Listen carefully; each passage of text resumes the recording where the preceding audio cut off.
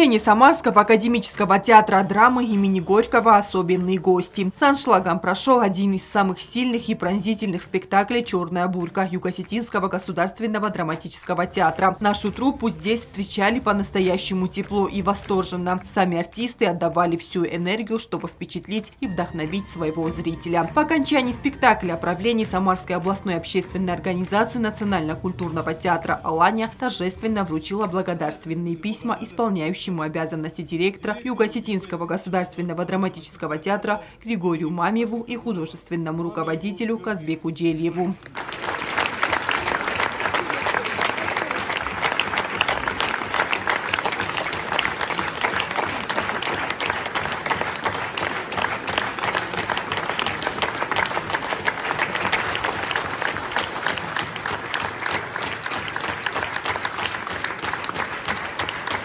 Также представители центра передали слова искренней благодарности министру культуры республики Раде Дзагоевой. «Черная бурка» Юго-Осетинского театра стала настоящим событием для самарских театралов, доказав, что искусство не знает территориальных границ, а истинные страсти всегда узнаваемы даже под маской зверя.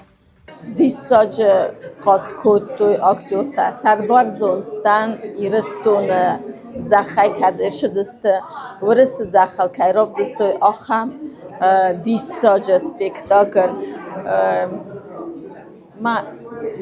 меня даже слов нет.